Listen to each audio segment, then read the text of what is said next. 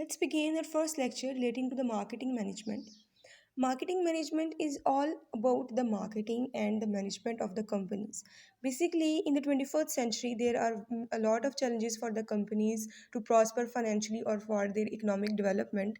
And marketing is playing a vital role in addressing those challenges, whether it's a financial department, operational department, accounting, or any other department. These departments come after when the products are sold.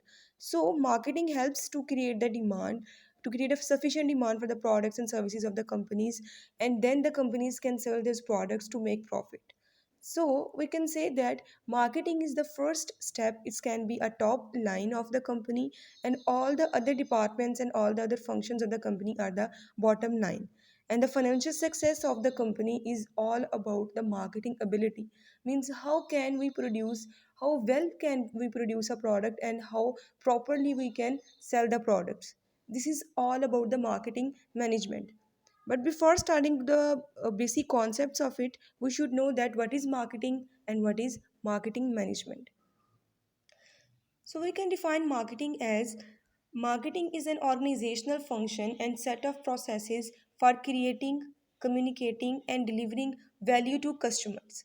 It is the first part of the definition which says that we should create value for our customers and then communicate and deliver that.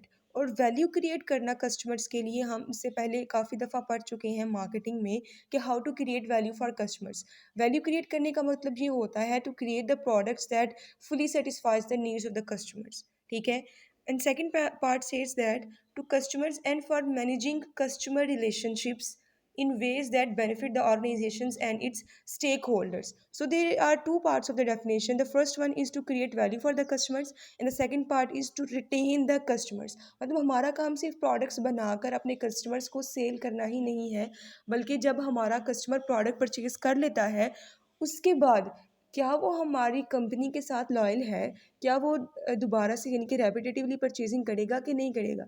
यानी कि just अपना product cell ही करना नहीं है, बल्कि हमने उसके साथ रिलेशनशिप मैनेजमेंट भी करनी है, हमने उनके साथ अपना रिलेशन मेंटेन करने की कोशिश करनी है. ठीक है. That's all about the marketing. There are a lot of definitions of marketing in which we can say that marketing is meeting needs profitably. हम अपने कस्टमर्स के ह्यूमन एंड सोशल नीड्स को आइडेंटिफाई करते हैं एंड देन उन needs को fully satisfy करने की कोशिश करते हैं. ठीक है.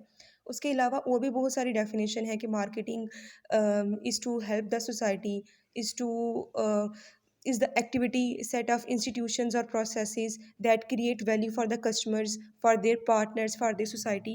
मीन्स यहाँ पर जो स्टेक होल्डर्स का वर्ड है इसमें जस्ट हमारे कस्टमर्स नहीं आते. हम स्टेक होल्डर्स को काफ़ी दफ़ा पहले भी डिस्कस कर चुके हैं. Stake holders are basically the forces that directly और इनडायरेक्टली अफेक्ट द कंपनी. अब वो कोई भी फोर्सेस हो सकती हैं. They can be your customers, they can be your competitors, there can be your employees. Means internal भी हो सकते हैं, एक्सटर्नल भी. इन्वेस्टर्स हैं, आपके शेयर होल्डर्स हैं, गवर्नमेंट्स हैं, आपके मतलब कोई भी ऐसी फोर्सेस एंड फैक्टर्स जो कि हमारी कंपनी को डायरेक्टली या इनडायरेक्टली अफेक्ट भी करते हैं और हमारी कंपनी से अफेक्ट हो भी रहे होते हैं, जिसमें हमारी सोसाइटी भी आती है. ठीक है. सो मार्केटिंग को हमने डिफाइन कर लिया कि दो पार्ट्स हैं, कि एक तो हमने अपने कस्टमर्स के लिए करनी है create value and then retain the customers. ठीक है. ये दो पार्ट्स हैं हमारे मार्केटिंग के. नेक्स्ट हम मार्केटिंग मैनेजमेंट को डिफाइन करते हैं. मार्केटिंग मैनेजमेंट हम तब कर रहे होते हैं, basically there are two parties ना. एक सेल कर रही है प्रोडक्ट, दूसरा परचेज कर रही है. तो दोनों पार्टीज़ में जब कोई एक पार्टी कोई भी अपना डिज़ायर्स रिस्पॉन्स अचीव करने की कोशिश करती है तो हमें मार्केटिंग मैनेजमेंट की ज़रूरत पड़ जाती है. तो यहाँ पर मार्केटिंग मैनेजमेंट को डिफाइन किया गया है कि is the art and science of choosing target markets. सबसे पहला काम है कंपनीज ने क्या करना है. It's an art and science कि हम कितना बेटरली अपनी टारगेट मार्केट चूज़ कर लेते हैं. टारगेट मार्केट्स आर दो मार्केट्स जिसको हमने पूरी पॉपुलेशन में से सर्व करना होता है. जैसे कि हमने जस्ट वुमेंस के लिए प्रोडक्ट्स बनाने हैं, या सिर्फ और सिर्फ हमने वाइट वुमेंस के लिए प्रोडक्ट्स बनाने हैं, या फिर हमने सिर्फ हेल्दी वुमेंस जो फैट होती हैं, जो चबी वुमेंस होती हैं, उनके लिए प्रोडक्ट्स बनाने हैं. मीन्स हम अपनी मार्केट को टारगेट करते जाते हैं कि किन को हमने सर्व करना है. ठीक है. दूसरा है and getting, keeping and growing customers. दो पार्ट्स हो गए कि पहला आपने मार्केट को चूज़ किया, दूसरा पार्ट हो गया कि हमने उनको ग्रो करना है, उनको अपने पास रखना है, ग्रो करना है एंड देन अपने कस्टमर्स को सेटिस्फाई करना है, ठीक है। And the third part is through creating, delivering and communicating communicating superior customer value. वही बात कि करनी तो हमने कस्टमर्स के लिए वैल्यू ही क्रिएट है, लेकिन उसके लिए हम करेंगे क्या? पहले अपने टारगेट मार्केट को चूज़ करेंगे। जब हमारी टारगेट मार्केट चूज़ हो जाएगी तो उसमें से जो भी हमारे कस्टमर्स आते हैं हमने उन कस्टमर्स को अपने पास करना है रिटेन, ठीक है। उनको ग्रो करते जाना है, रिटेन करके रखना है अपने पास ताकि वो हमारे साथ लॉयल रहें। जब वो रिटेन हो जाएंगे तो हमने उन कस्टमर्स के लिए वैल्यू क्रिएट करनी है, ठीक है। मीन्स हम मार्केटिंग को ज़्यादा बेटरली मैनेज कर रहे हैं। मार्केटिंग मैनेजमेंट में हमने करनी कस्टमर्स के लिए वैल्यू ही क्रिएट है, लेकिन हम यहाँ पर अपने कस्टमर्स को बेटरली जानेंगे। हम पूरी पॉपुलेशन को सर्व नहीं करेंगे, हम अपने टारगेट मार्केट को सर्व करेंगे बस, ठीक है। मार्केटिंग और मार्केटिंग मैनेजमेंट के अलावा हम यही कहते हैं कि marketing plays a major role in the society. और हम अगर अपनी सोसाइटल डेफिनेशन को डिस्कस करें तो हम ये कह सकते हैं कि marketing is all about deliver a higher standard of living to the society. तो अगर हम अपनी सोशल डेफिनेशन देखें मार्केटिंग मैनेजमेंट की, तो हम कह सकते हैं कि marketing is a societal process by which individuals and groups obtain what they need and want। Means अगर हम अपनी कंपनी से हटकर सोसाइटी के अकॉर्डिंग देखें डेफिनेशन मार्केटिंग की, तो सोसाइटी के लिए मार्केटिंग क्या है कि ये एक ऐसा प्रोसेस है जिसके थ्रू कोई भी इंडिविजुअल अपनी मर्जी का प्रोडक्ट परचेज कर सकता है through creating, offering and freely exchanging products and services of value with others. हमें अगर कोई प्रोडक्ट चाहिए तो हम थ्रू मार्केटिंग मैनेजमेंट और मार्केटिंग से वो रिसीव कर सकते हैं। ये एक कस्टमर व्यू ऑफ मार्केटिंग है। जो पहली डेफिनेशन पढ़ी वो हमारे कंपनी का व्यू था। कस्टमर्स कैसे लेते हैं कि ये वो प्रोसेस है जिसके थ्रू कोई भी इंडिविजुअल अपनी मर्जी का प्रोडक्ट परचेज कर सकता है। तो ये 3-4 डेफिनेशंस थी स्टार्टिंग में कि किस तरह से हम मार्केटिंग को डिफाइन करते हैं। अब हमने कहा कि मार्केटिंग है, प्रोडक्ट्स बनाने हैं, सेल करने हैं, तो हमें पता होना चाहिए कि व्हाट इज़ मार्क्ड, कि हमने कौन सी चीज़ों की मार्केटिंग करनी है basically. So these are the basically products, or I should say that these are the entities that can be sold or that can be marketed। हम मार्केटिंग को यूज़ करके इन सब चीज़ों को सेल कर रहे होते हैं। वन बाय वन उनको देखते हैं। सबसे पहले अगर हम गुड्स को डिफाइन करें तो goods are basically tangible products जो कि हम अपनी डेली लाइफ में यूज़ कर रहे होते हैं। It can be your food products, it can be cars, it can be refrigerators, it can be machines, televisions, your mobiles, आपके घर का फर्नीचर। ये सारी चीज़ें जो कि टेंजिबल हैं, जो प्रोडक्ट्स हम सेल कर रहे होते हैं। गुड्स और प्रोडक्ट्स इनको कहा जा सकता है, ठीक है। जो फिजिकल हैं, जिनको हम देख सकते हैं, जो कि आप डेली रूटीन में परचेज भी करते हो। कोई भी फूड प्रोडक्ट, कोई कुकी हो गई, कोई कैंडी हो गई, कोई चॉकलेट हो गई, वो सारी चीज़ें भी, आपका फर्नीचर, आपके टेलीविजन, जो भी आपकी मशीन्स होती हैं जो हम डेली लाइफ में यूज़ करते हैं, वो आपके गुड्स हैं। उसके अलावा आ जाती हैं सर्विसेज। सर्विसेज की सबसे बड़ी एग्जांपल होती हैं आपके हॉस्पिटल्स, जहाँ पर आप जो है अपना मेडिकल ट्रीटमेंट करवाने जाते हो। एजुकेशनल जो आपके स्कूल्स, कॉलेजेस, यूनिवर्सिटीज़, एकेडमीज़ हैं, वहाँ पर भी आपको सर्विसेज दी जा रही होती हैं। उसके अलावा जब आप एयरलाइंस पे जाते हो, प्लेन के थ्रू आपने ट्रैवलिंग करनी है, वो एयरलाइंस भी आपको सर्विसेज प्रोवाइड कर रही हैं। कोई फिजिकल प्रोडक्ट तो परचेज ना करते आप, वहाँ से सिर्फ सर्विसेज लेते हो। ये जो बार्बर्स होते हैं, ये जो सैलून्स होते हैं, वहाँ पर आप जाते हो, वहाँ पर भी आपको सर्विसेज रिसीव होती हैं। जब आप कार रेंटल फर्म्स के पास जाते हो, कार परचेज़ करना ये है कि हमने एक प्रोडक्ट परचेज़ किया। लेकिन जब आप हम भी डेली रूटीन में रेंट पे कार लेकर आते हैं, यूज़ करते हैं और फिर उनको वापस कर देते हैं, तो वो भी एक सर्विस है। होटल्स में जाते हो, वहाँ पर आपकी सर्विसेज़ है देते हैं। लॉयर्स आपको सर्विसेज़ देते हैं, बैंकर्स आपको सर्विसेज़ देते हैं, इंजीनियर्स, डॉक्टर्स, जो आपके पास ये जो प्लम्बर्स होते हैं, वो सारे के सारे सर्विसेज़ परफ़ॉर्म कर रहे होते हैं, ठीक है। Basically these are called the services जो कि हमारे मार्केटर्स सेल करते हैं, ठीक है। उसके अलावा आ जाते हैं events. Events are basically the time based events, और ये प्रमोट करने के लिए होते हैं अपने प्रोडक्ट्स और इवेंट्स। जैसे कि सबसे बड़ी एग्जांपल है इसकी पाकिस्तान सुपर लीग। आप देखते हो पीएसएल, और आपने ये भी देखा होगा कि कोई भी क्रिकेट मैच होता है वहाँ पर आपको मल्टीपल कंपनीज की जो है वो एडवर्टीजमेंट नज़र आ रही होती है। ब्रेक टाइम जब होता है तब आपको कमर्शियल्स नज़र आ रही होती हैं। उसके अलावा उससे भी बड़ी एग्जांपल है आपके पास ओलंपिक्स की। ये जो इवेंट्स हैं ये जो है बनाए जाते हैं, ठीक है, ताकि कंपनीज जो हैं वो अपने प्रोडक्ट्स को प्रमोट कर सकें, ठीक है। नेक्स्ट हमारे पास आ जाते हैं एक्सपीरियंसेस। एक्सपीरियंसेस की बहुत बड़ी एग्जांपल है कि ये जो आप टीवी वगैरह यूज़ करते हो, वहाँ पर आप एंटरटेनमेंट के लिए कोई मूवीज़ या फ़िल्म्स वगैरह देख लेते हो, ये जो आपके इवेंट्स होते हैं, ये सारी की सारी चीज़ें जो हैं वो आपके एक्सपीरियंसेस हैं। जहाँ पर उसने सबसे बड़ी एग्जांपल आपको दी हुई है डिज़्नी वर्ल्ड की। डिज़नीलैंड के बारे में आपने सुना होगा, ये जो बार्बीज़ और आप डिफरेंट प्रिंसेसेस की मूवीज़ देखते हो, ये सारी की सारी एक कंपनी है, वॉल्ट डिज़नी, जो कि ये सारे एक्सपीरियंसेस देती है आपको। ये आपको एक फेरी किंगडम और एक हॉन्टेड हाउस का एक्सपीरियंस देती है, ठीक है? अब जैसे कि आपके पार्क्स वगैरह होते हैं, यहाँ पे ये तो मतलब यूके में है तो हम वहाँ पर नहीं जाते, तो हमने कभी एक्सपीरियंस लिया नहीं है इस चीज़ का। जब आप पार्क्स में जाते हो या किसी भी अम होटल वगैरह में जाते हो, तो वहाँ पर जैसा आपको एक्सपीरियंस रिसीव होता है वो भी एक प्रोडक्ट है, ठीक है, जिसको हम एक्सपीरियंस कहते हैं। नेक्स्ट आ जाते हैं आपके पर्सन्स। पर्सन्स में कोई भी आपका अम, हो सकता है सीईओ हो गया, कोई भी आपके सेलिब्रिटीज़ हो गए, कोई लॉयर्स हो गए, कोई फाइनेंशियर्स हो गए। ये जो बड़े बड़े लोग होते हैं सेलिब्रिटीज़ वगैरह, जो कि आपको कमर्शियल्स में आते हैं और आप उनसे इनहेंस होकर प्रोडक्ट परचेज करते हो। बेसिकली वो आपके प्रोडक्ट को अपने अकॉर्डिंग जो है वो फीचर कर रहे होते हैं कि हम भी ये प्रोडक्ट यूज़ करते हैं, ठीक है? तो जब हमारे मार्केटर्स अपने सेलिब्रिटीज़ को एज अ प्रोडक्ट पेश करते हैं, तो वो भी हमारे एक प्रोडक्ट बन जाता है। अगर मैं आपको इसको दूसरी वे में समझाऊँ, तो अक्सर आपने देखा होगा कि आपके सेलिब्रिटीज़ को पब्लिक फिगर कहा जाता है, ठीक है? वो कहते हैं we are the public figures. That means कि they are for the public. जब एक कंपनी उनको अपनी फ़िल्म में जो है वो कास्ट करती है, तो वो एक प्रोडक्ट के तौर पर है।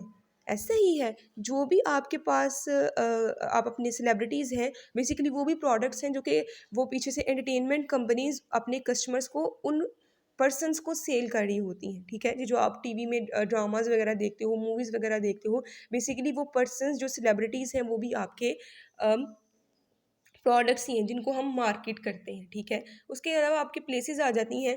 प्लेसेस में कोई भी सिटी, कोई भी रीजन और जिसको हम जाकर देखते हैं, यानी कि प्लेसेस में आपकी टूरिज़्म आ जाती है। जब लोग टूरिज़्म के लिए एक जगह से दूसरी जगह जाते हैं, तो वो जो जगहें होती हैं, वो भी तो एक ऐसा ही ना एक्सपीरियंस ले रहे होते हैं हम। हम यहाँ से अगर नारायण का गान जाते हैं या फिर किसी भी गिलगित साइड पे जाते हैं, तो वहाँ पर हमें कोई चीज़ परचेज़ नहीं कर रहे हैं, लेकिन हम वहाँ से एक्सपीरियंस ले रहे होते हैं। उस प्लेस की एडवर्टाइज़मेंट होती है कि आप यहाँ पर आएँ और यहाँ पर विज़िट करें। आपको जो है वो मतलब हम लेयर टाइम में वहाँ पर जाकर एक चीज़ ले रहे हैं जिसको हम एक्सपीरियंस कह सकते हैं, ठीक है?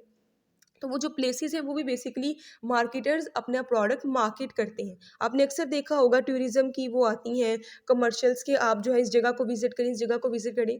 फ़ायदा क्या होता है, उस जगह की डेवलपमेंट हो जाती है, ठीक है? और हम अपने कस्टमर्स को वहाँ पर बुलाकर अपना प्रोडक्ट सेल कर रहे होते हैं। That is a place. उसके बाद आ जाती हैं प्रॉपर्टीज़। प्रॉपर्टीज़ में कोई भी आपकी ये जो हाउस प्रॉपर्टी है, आपकी रियल एस्टेट ज़मीन वगैरह है, कोई भी जो है जगह हो सकती है, ठीक है? कोई भी प्रॉपर्टी वगैरह जिसको हम सेल करते हैं। उसके अलावा फाइनेंशियल प्रॉपर्टी आपके पास स्टॉक्स एंड बॉन्ड्स आते हैं, वो भी तो प्रोडक्ट्स हैं ना जो कि कंपनी सेल कर रही होती हैं। ये सारी चीज़ें आ जाती हैं जो कि प्रॉपर्टीज़ वगैरह मतलब जो कि रियल एस्टेट से बिलॉन्ग कर रही होती हैं, स्टॉक्स एंड बॉन्ड से बिलॉन्ग कर रही होती हैं। ये भी इंटेंजिबल राइट्स हैं जो कि कंपनी सेल करती हैं। उसके अलावा आ जाती हैं आपके पास ऑर्गेनाइजेशंस। ऑर्गेनाइजेशंस बेसिकली एक प्लेस है जहाँ पर हम अपने पब्लिक के साथ एक स्ट्रॉन्ग और फेवरेबल रिलेशन क्रिएट करने की कोशिश करते हैं, ठीक है? उसके अलावा इन्फॉर्मेशन है। Information is also a product जो कि हम सेल कर रहे होते हैं। इन्फॉर्मेशन जैसे कि आपको स्कूल्स में, यूनिवर्सिटीज़ में मिल रही होती है। उसके अलावा जब आप एक प्रोडक्ट परचेज़ करते हैं तो उसकी पैकेजिंग में भी आपको इन्फॉर्मेशन मिल रही होती है, ठीक है? तो information is also a product that can be sold by the companies. उसके अलावा जो है आपके पास आ जाते हैं आइडियाज़, और आइडियाज़ मार्केट बहुत बड़ी है। आपने अक्सर देखा होगा कि हम पढ़ते हैं कि मैनेजर्स जो हैं वो कंपनी को मैनेज करते हैं, वरना हम आउटसोर्सिंग कर लेते हैं। मतलब कुछ लोग, कुछ प्रोफेशनल्स जो कि मैनेजिंग अच्छी कर लेते हैं या जिनके आइडियाज़ अच्छे होते हैं, जिनकी इंट्यूशन अच्छी होती है, वो अपने वो आइडियाज़ भी सेल कर रहे होते हैं, ठीक है?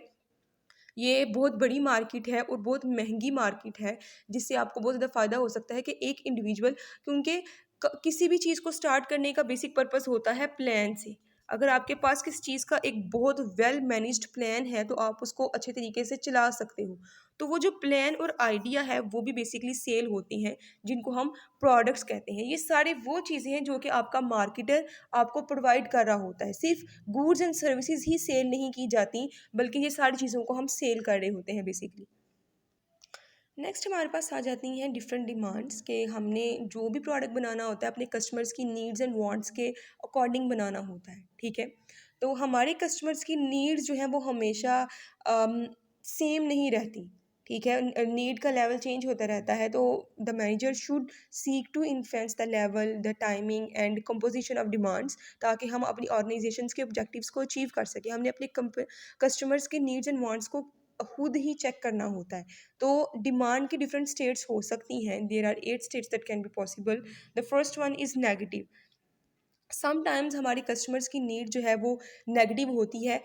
हमें कुछ प्रोडक्ट्स बिल्कुल पसंद नहीं होते। जब कस्टमर एक प्रोडक्ट को डिसलाइक करता है और उसको कभी भी परचेज़ नहीं करता, तो हमारी वो डिमांड क्या कहलाती है? Negative demand. कुछ हमारी डिमांड नॉन एग्जिस्टेंस होती है।